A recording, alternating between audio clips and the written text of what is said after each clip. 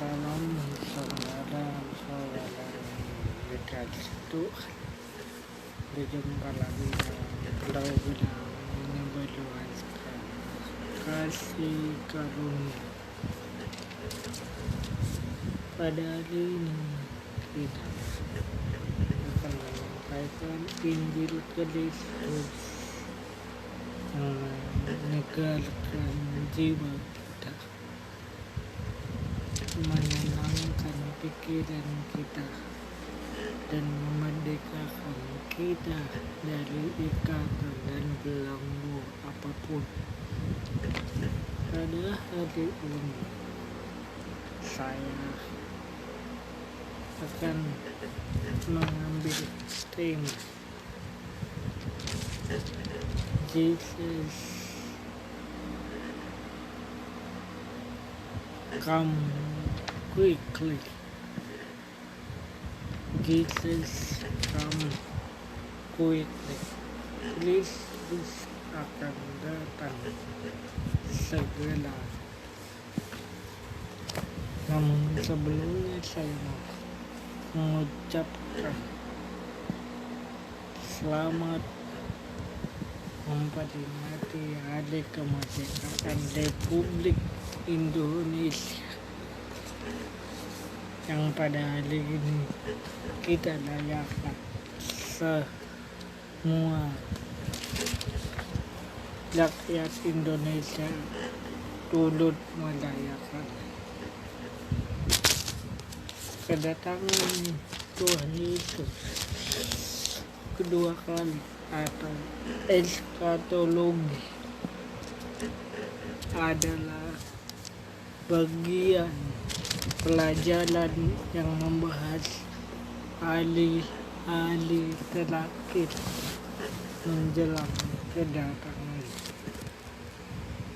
Penekanan negatif isu tentang ramalan kedatangan Kristus kedua kali saling dimunculkan dengan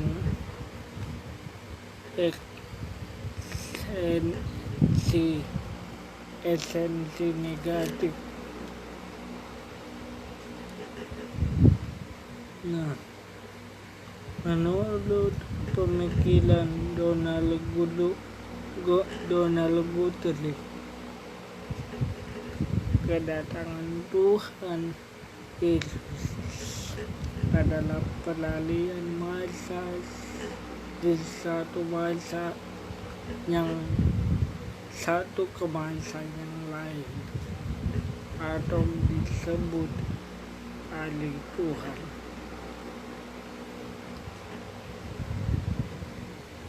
Nah, itu juga yang menjadi pokok pikiran Paulus mengenai akhir zaman atau alih Tuhan, yang dimana manusia akan berakhir hidupnya di bumi dan akan memulai hidup yang baru di surga bersama dengan Kristus.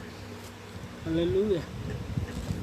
Yang pertama, Yesus adalah Alfa dan Omega, awal dan akhir. Yesus adalah Alfa dan Omega, awal dan akhir. Saudara bisa buka di dalam Wahyu pasal 2 ayat 8 ya. Dan tuliskanlah kepada malaikat jemaat di Smyrna, inilah firman dari awal dan akhir, yang telah mati dan hidup kembali.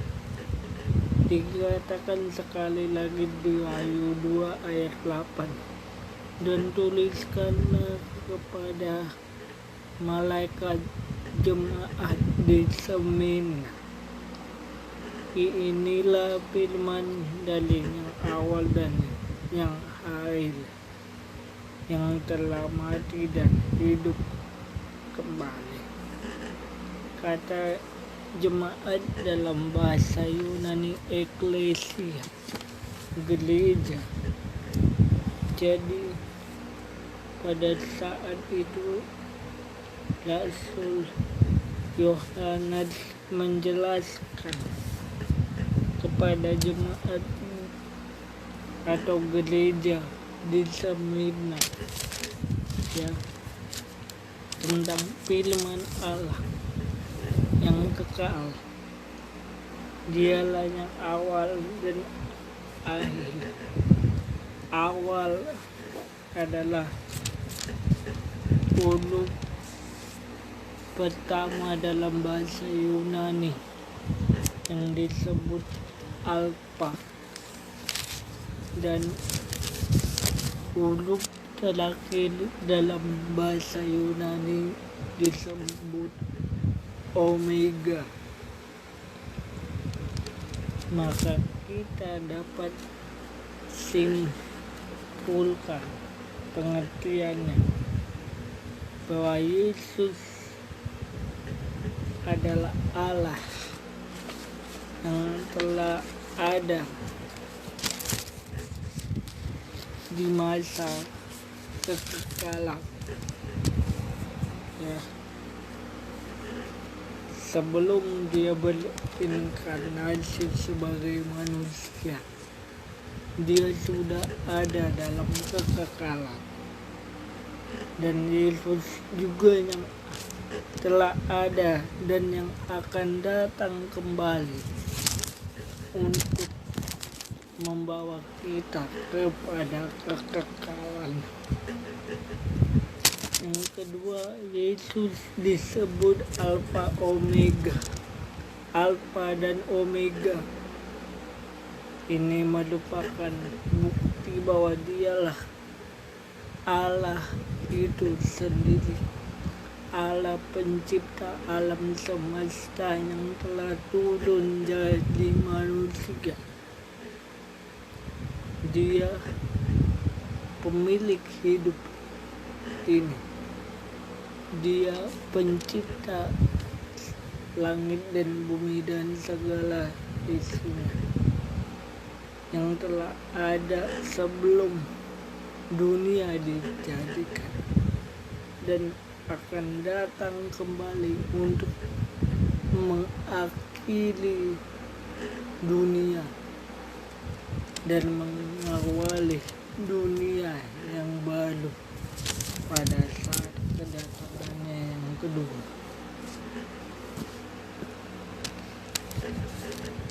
Yang kedua, kedatangan Yesus untuk memegang kunci maut atau kunci neraka di Wahyu 1 ayat 28.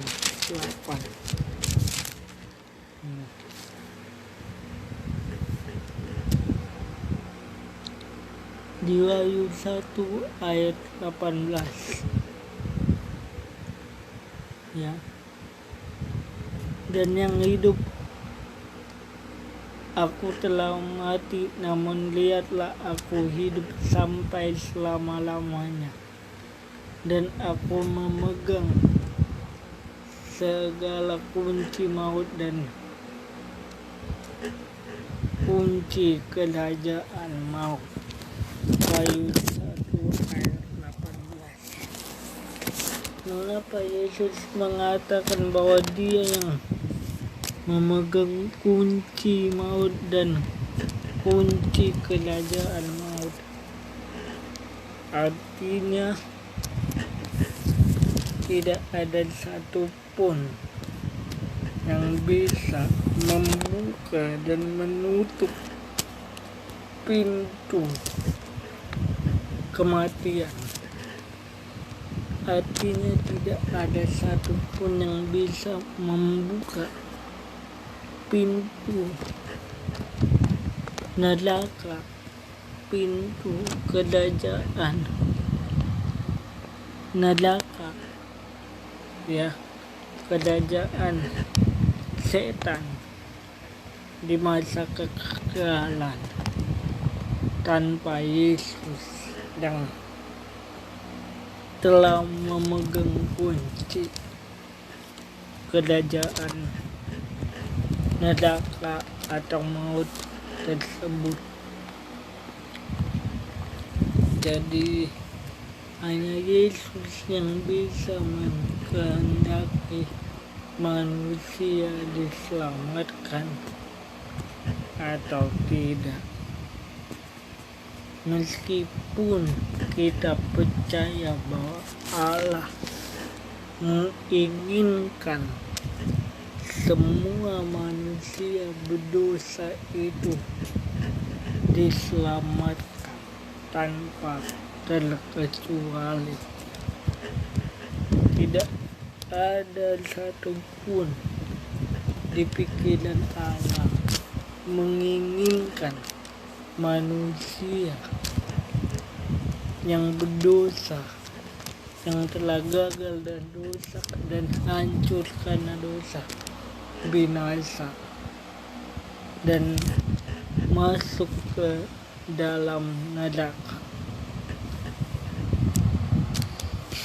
Untuk itu Yesus datang sebagai kunci kehidupan, yaitu kasih karunia diberikan untuk saya dan saudara. Ketika saudara menerima kunci kasih karunia Allah di dalam Kristus, tidak ada satupun yang membuka dan tidak ada satupun yang menutup. Artinya bukan karena usaha dan perbuatan agamaku, saudara dan saya diselamatkan. Bukan karena ketika kita dinilai oleh orang bagaimana sikap dan perilaku kita dalam beragama Kristen sebagai tujuan, tuntutan, persyaratan, keselamatan. Ya, karena seringkali kita mudah menghakimi orang, manusia, termaksud di zaman ini. Ya, ketika ada penyesatan demi penyesatan, kita lebih sibuk memilih untuk menghakimi si penyesat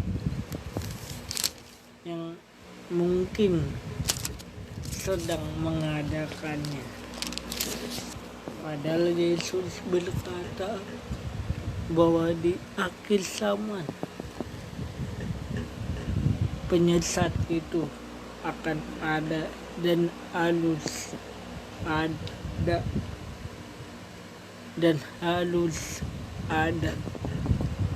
tetapi celakalah yang mengadakan penyesatan, yang membuat penyesatan.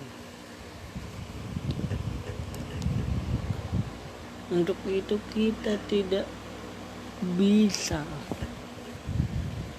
menghakimi atau menghukum orang yang mungkin saat dia memberitakan firman,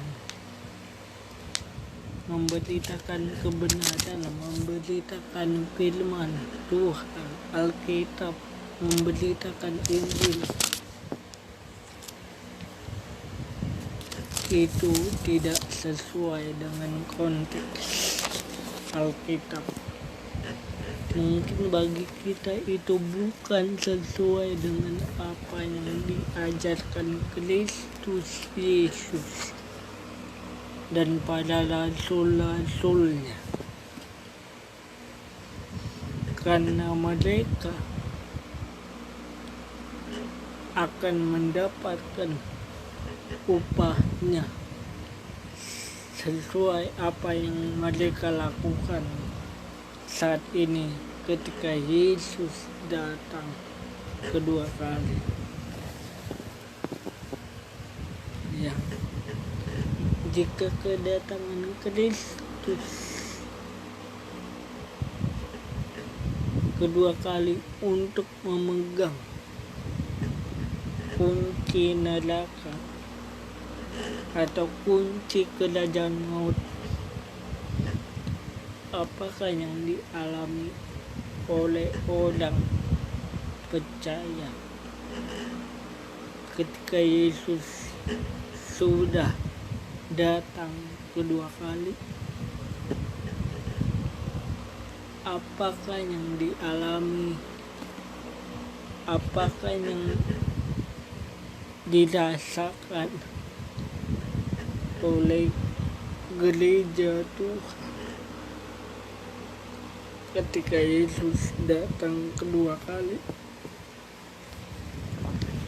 Yang pertama, masuk dan hidup dalam taman Firdausnya Allah.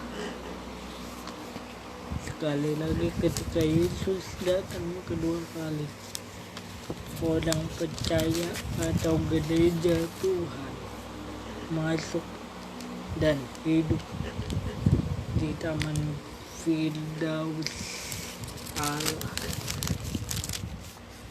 Wahyu 2 ayat 7. Siapa yang bertelinga, hendaklah ia mendengar. Ya, sekali lagi dikatakan, siapakah yang bertelinga, hendaklah ia mendengarkan apa yang dikatakan Roh kepada jemaat-jemaat. Barang siapa yang menang, dia akan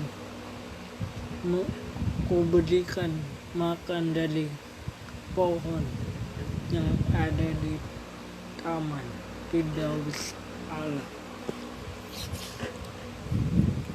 Yang orang-orang yang percaya atau gereja Tuhan, pengikut Kristus yang telah menang, akan makan buah dari pohon Firdaus Allah. Ya, jadi kita akan menerima pohon kehidupan dari taman Firdaus Allah. Dan pohon kehidupan itu ialah Yesus Kristus sendiri, yang adalah Tuhan dan Juru Selamat, pemberi hidup kekal, yang telah mati dan bangkit, membuka jalan ke surga, bukan dengan usaha manusia, perbuatan baik manusia, bukan dengan kesalehan manusia, tetapi karena karya Kristus. Dan itu juga yang dikatakan kepada orang berdosa yang di sebelah kanan Yesus ketika Yesus mati di kayu salib. Ya, ada seorang penjahat berkata kepada Yesus ketika dia masih digantung di kayu salib. Lukas 23 ayat 42 sampai 43. Lalu ia berkata, Yesus, ingatlah akan aku apabila engkau datang sebagai raja. Kata Yesus kepadanya, aku berkata kepadamu, sesungguhnya hari ini engkau akan ada bersama-sama dengan aku di dalam Firdaus. Amin. Saudara dan saya tahu, mengerti isi pasal Lukas 23 ini, di mana ada dua orang penjahat ya yang disalibkan oleh Kristus oleh orang-orang berdosa atau prajurit Romawi bersama Yesus pada saat itu. Penyamun yang di sebelah kirinya berkata, jikalau engkau anak Allah, turunlah dari salib dan selamatkan dirimu dan kami. Itu di ayat 39. Tetapi di sini dikatakan di ayat 42, Yesus, ingatlah aku, kata penjahat sebelah kanannya, apabila engkau datang sebagai raja. Ya,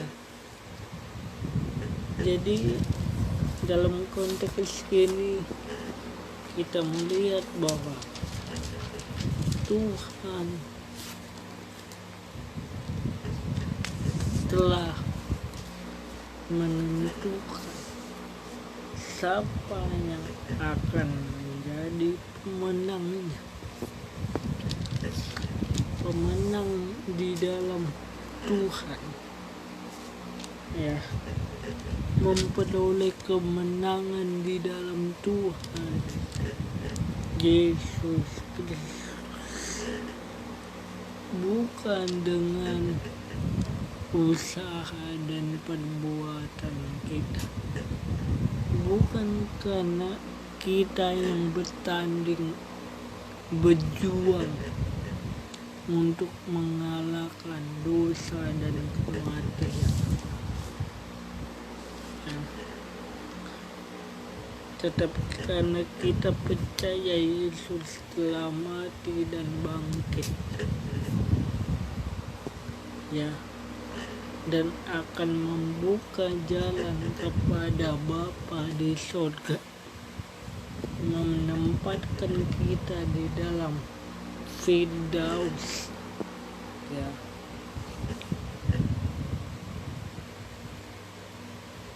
Kristus datang membawa mempelainya. Wahyu 22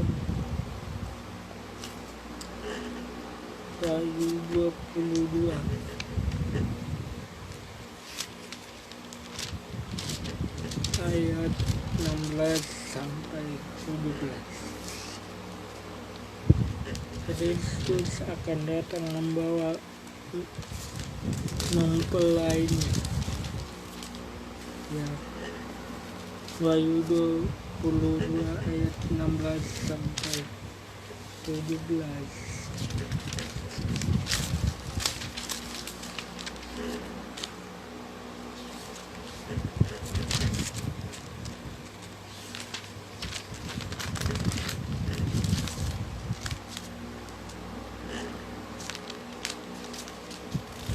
Dikatakan di sana ya, Wahyu 22 ayat 16 sampai 17. Aku Yesus telah mengutus malaikatku untuk memberi kesaksian tentang semuanya ini kepadamu bagi jemaat-jemaat. Aku adalah tunas, yaitu keturunan Daud, bintang timur yang gilang gemilang. Loh dan pengantin perempuan itu berkata, marilah. Dan barang siapa yang mendengarnya, hendaklah ia berkata, marilah. Dan barang siapa yang haus, hendaklah ia datang. Dan barang siapa yang mau, hendaklah ia mengambil air kehidupan dengan cuma-cuma.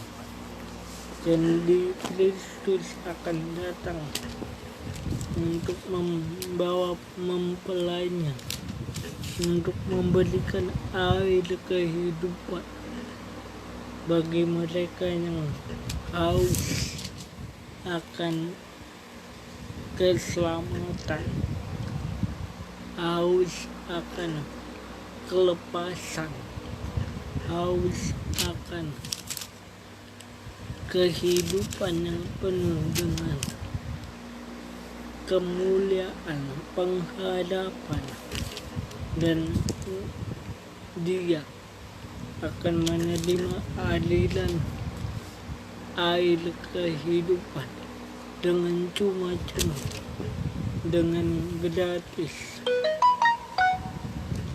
yaitu ketika mereka yang mau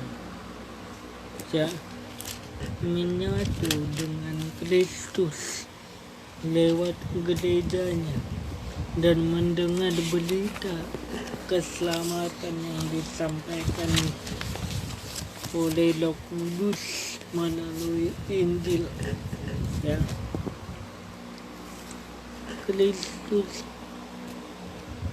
akan datang kedua kali membawa mempelai masuk ke dalam firdausnya Allah. Wahyu 22 ayat 7.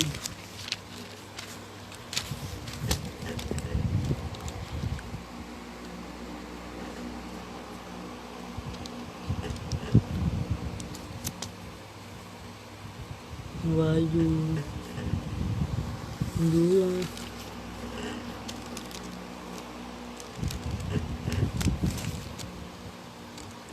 ayat 7.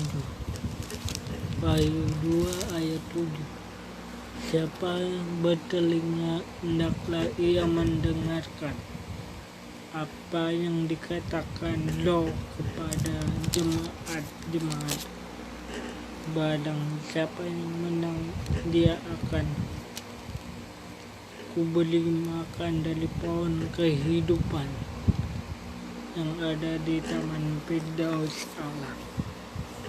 Firdaus, kalau kita teliti bahasa Arabnya itu sama dengan surga atau Firdaus. Dari bahasa Yunani disebut Paradiso, Taman Allah, Taman Eden, hampir sama dengan Taman Eden. Saudara tahu di Kejadian 2 ayat 8, bagaimana pada waktu itu Adam dan Hawa ditempatkan Tuhan di Taman Eden. Ya,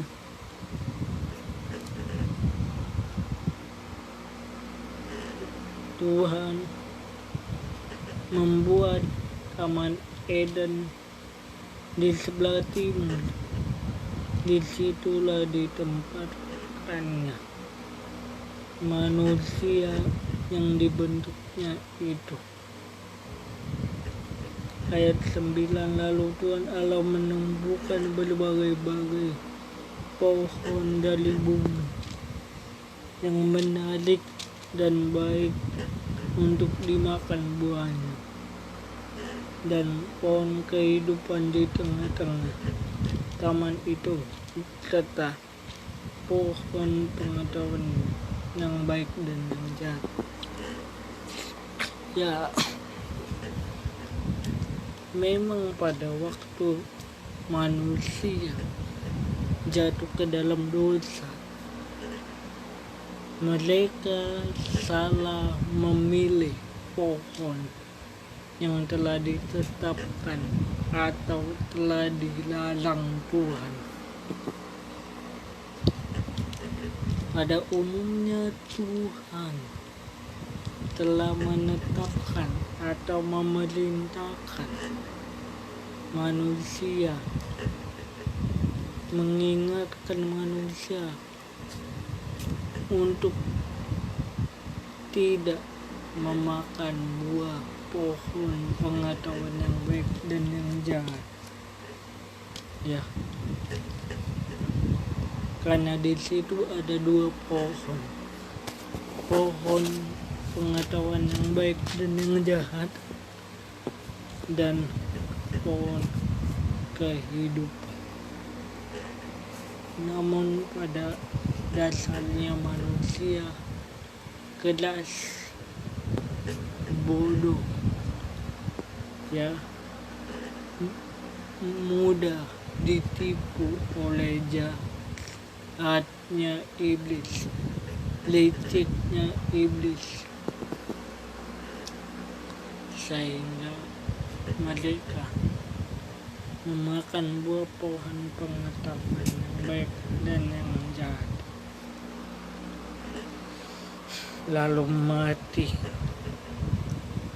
Tapi kabar baiknya Yesus, ya, kabar baiknya ialah Yesus. Dialah pohon kehidupan. Dialah pohon yang memberikan kehidupan kekal di Firdaus. Ketika kita orang yang berdosa, yang seharusnya mati karena dosa, mati, bahkan sudah mati karena dosa, telah mati karena dosa, melalui Kristus yang telah datang menjadi manusia, menjadi juru selamat. Dialah pohon kehidupan itu, dan pohon kehidupan itu telah dipulihkan pada saat dia datang menjadi manusia. Pohon kehidupan itu berbicara tentang salibnya yang telah berdiri di Golgota, salibnya yang telah berdiri tegak di Golgota, tempat dia dihukum, tempat dia menerima hukuman, ya, dan mati di kayu salib. Dan dia telah bangkit mengalahkan dosa dan kematian, bangkit mengalahkan si jahat, dan menyediakan pohon kehidupan di Firdaus, di kerajaan Allah, ya, pada waktu dia naik ke surga, dan dia akan datang kembali membawa mempelai wanita atau gereja, orang-orang percaya ke tempat di mana pohon kehidupan itu berada. Dia akan datang kembali membawa ke tempat di mana alamat Firdaus atau tempat Firdaus berada. Ya. Dia akan datang segera menjemput kita ke awan-awan yang penuh. Karena kita adalah mempelai Kristus, mempelai wanita Kristus yang akan menantikan kedatangannya. Dan kita akan bersama-sama mengikuti, menyelenggarakan pesta perkawinan anak domba Allah di dalam kerajaannya yang kekal. Kita akan membuka Alkitab kita di dalam Yesaya 54 ayat 5. Yesaya 54 ayat 5. Sebab yang menjadi suamimu ialah Dia yang menjadikan engkau Tuhan alam, Tuhan semesta alam namanya, yang menjadi penebusmu ialah yang Maha Kudus, Allah Israel. Ia disebut Allah seluruh bumi. Raja Daud, Nabi Yesaya menjelaskan bahwa akan ada manusia yang akan menjadi penebus. Dia adalah suami yang menciptakan kita dengan mengembuskan napasnya dan menebus kita dari lubang kubur, yaitu Yesus yang telah datang ke dunia dan akan datang kembali. Kedatangan Yesus kedua kali yang selanjutnya ialah Dia akan membangkitkan orang-orang yang mati di dalam surga. 1 Tesalonika 4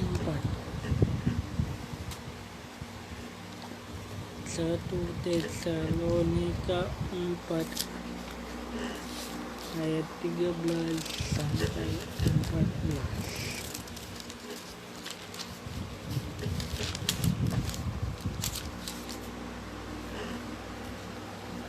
Selanjutnya kami tidak mau saudara-saudara bahwa kamu tidak mengetahui tentang mereka yang meninggal, supaya kamu jangan berduka cita seperti orang-orang lain yang tidak mempunyai pengharapan. Karena jikalau kita percaya bahwa Yesus telah mati dan bangkit, maka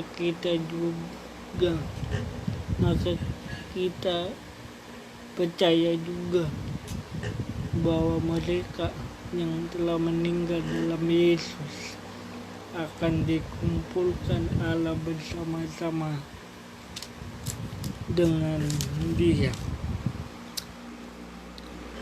Ini kami katakan kepadamu ya, yang masih tinggal sampai kedatangan Tuhan. Sekali-kali tidak akan mendahului mereka yang telah meninggal, sebab pada waktu tanda diberi, yaitu pada waktu penghulu malaikat berseru dan sangkakala Allah berbunyi, maka Tuhan sendiri akan turun dari surga, dan mereka yang telah mati dalam Kristus akan lebih dahulu bangkit. Sesudah itu kita yang hidup, yang masih tinggal, akan diangkat bersama-sama. Mereka dalam awan menyongsong Tuhan di angkasa. Demikianlah kita akan selama-lamanya bersama dengan Tuhan. Jadi saudara, dikatakan di sini bahwa ketika Kristus datang kedua kali, orang-orang yang meninggal di dalam Kristus akan dibangkitkan dari kematian. Ya. Orang-orang yang meninggal dalam Kristus setelah dia dibangkitkan dari kematian akan dikumpulkan bersama-sama dengan Kristus. Lalu ketika pada saat sebelum bangkitnya orang-orang yang telah meninggal dalam Kristus, diiringi dengan trompet sangkakala yang ditiup oleh para malaikat. Ketika trompet itu berbunyi, maka mereka yang mati dalam Kristus akan dahulu bangkit. Ya. Dan kita orang-orang percaya yang masih hidup di bumi sampai nanti Yesus datang kedua kali, tidak mendahului, tidak mengawali mereka yang telah meninggal. Artinya kita akan bersama-sama bertemu dengan Yesus, menyongsong Kristus di angkasa. Menyongsong dalam bahasa Yunani apanesis, yang berarti menyambut, bertemu atau berjumpa, perjumpaan. Jadi ketika Kristus datang, Kristus dan gerejanya atau orang-orang percaya yang telah ditebus, yang masih hidup, bahkan yang telah meninggal, kita akan menyambut Kristus di angkasa yang telah datang. Ya, jadi kita akan berjumpa dengan Kristus di angkasa. Jadi Kristus yang lebih dahulu turun ke bumi, maka kita akan naik ke angkasa. Mengapa? Karena Kristus akan datang segera. Ya, Kristus akan datang segera. Ini yang menjadi topik pembahasan dari Judul khotbah saya Wahyu 2 ayat 16. Wahyu 2 ayat 16. Saudara bisa baca di rumah ketika santai. Di dalam Wahyu 2 ayat 16 dikatakan di sana, sebab itu bertobatlah, jika tidak demikian aku akan datang segera kepadamu, dan aku akan memerangi mereka dengan pedang yang di mulutku ini. Ya. Jadi ketika Kristus datang kedua kali mengangkat orang-orang percaya, mengangkat gerejanya ke angkasa, baru setelah dia sudah membawa kita ke angkasa, membawa kita ke dalam kerajaan Allah, ke surga, ke Yerusalem baru, maka Kristus akan datang segera. Kata segera artinya cepat, mendadak, tiba-tiba. Ya.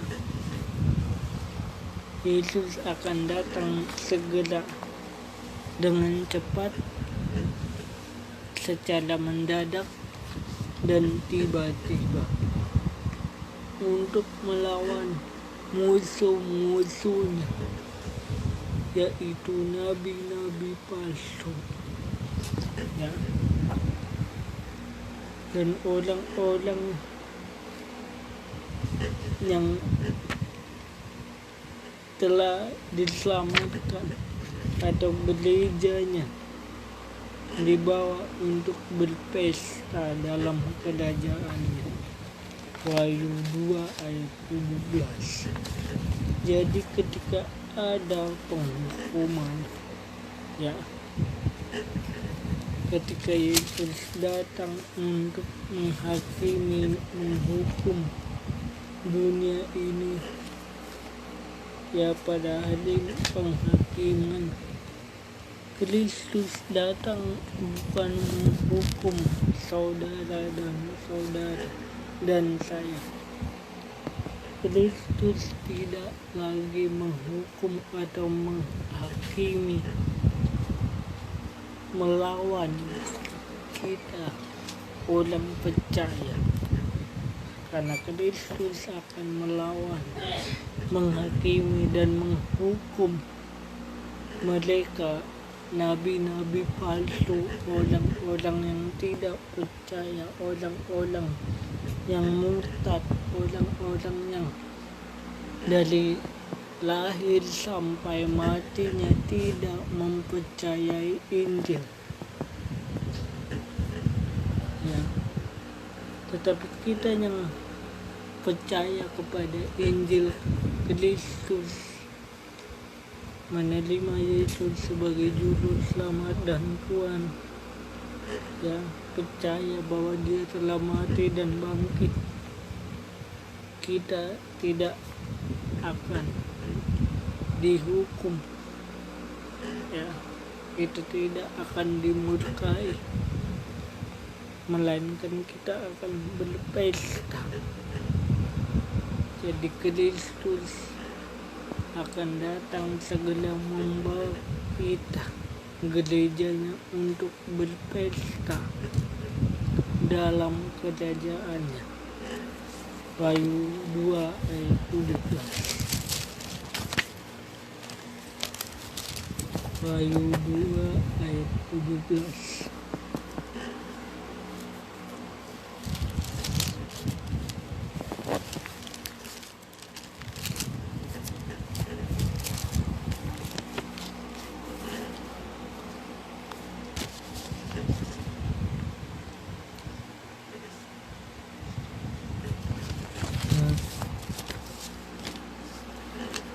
Siapa yang bertelinga, hendaklah ia mendengarkan apa yang dikatakan Roh kepada jemaat-jemaat atau gereja. Barang siapa menang, kepadanya akan kuberikan dari mana yang tersembunyi, dan aku akan mengaruniakan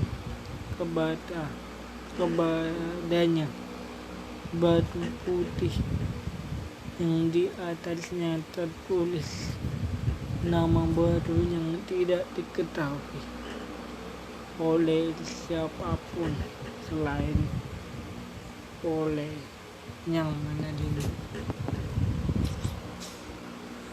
Dikatakan di sana bahwa Kristus akan mengaruniakan batu putih dan di atasnya tertulis nama baru yang tidak diketahui oleh siapapun selain yang menerimanya.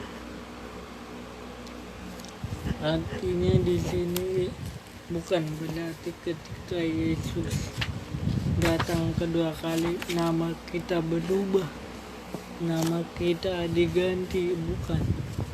Nama baru artinya kita tercatat di buku kehidupan, kita terdaftar di buku kitab kehidupan, ya. Nama baru artinya kita telah sah menjadi ahli waris tahta kasih karunia-Nya. Maka dari itu saudara dan saya harus mengetahui waktu semakin berjalan, waktu semakin cepat berjalan, ya. Tahun demi tahun akan berganti, bulan demi bulan akan berganti, hari demi hari akan berganti, ya. Bahkan kita tidak dapat mengetahui bahwa ini hari terakhir, waktu dan hari terakhir di dalam hidup ini, ya. Secara fisik, secara umur, memang tidak ada yang tahu kapan kita meninggal dalam Tuhan. Tidak ada yang dapat menentukan tanggal, waktu, hari di mana kita akan mengakhiri dunia ini dan berakhirnya dunia ini. Tidak ada yang tahu kapan Yesus datang kedua kali. Hari apa, tanggal berapa, jam berapa dia akan datang kedua kali. Bahkan Yesus berkata, tidak ada satupun yang tahu waktu kedatanganku. Bahkan anak pun tidak tahu hanya Bapa yang tahu, ya. Tapi kita percaya bahwa firman itu iya dan amin. Dia tidak pernah berubah dulu, sekarang dan selamanya. Maka kita percaya bahwa Yesus datang ke dunia bukan mengabarkan atau menyampaikan berita palsu atau Injil palsu atau berita atau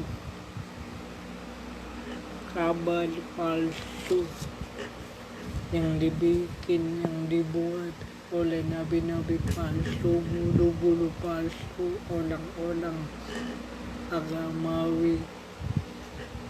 Tetapi Kristus benar-benar Dia Tuhan dan Juru Selamat, Allah pencipta langit dan bumi. Dia telah ada sebelum segala sesuatu ada. Dia kekal. Dia tidak terbatas ruang dan waktu. Dia sanggup memberikan yang terbaik bagi saya dan saudara, jauh melampaui apa yang kita pikirkan, kita dambakan. Tapi percayalah, menjelang kedatangan Kristus kedua kali, Tuhan ingin saudara berjaga-jaga. Kita bersiap-siap. Kita mau memberitakan kabar baik, memberitakan Injil melalui apa yang kita perbuat, apa yang kita lakukan di dunia, lewat talenta, lewat pengetahuan yang kita miliki.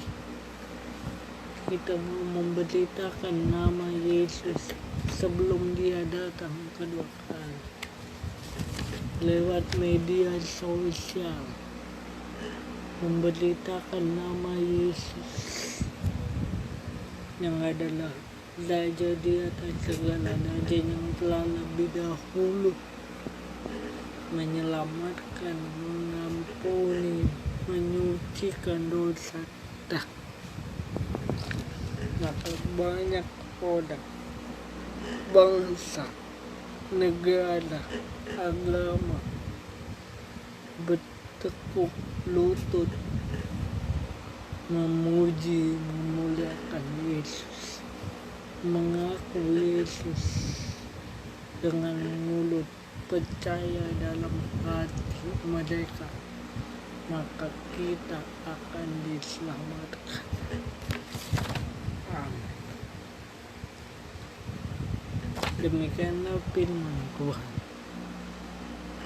bagi saudara dan saya yang mungkin tertarik dengan program ini.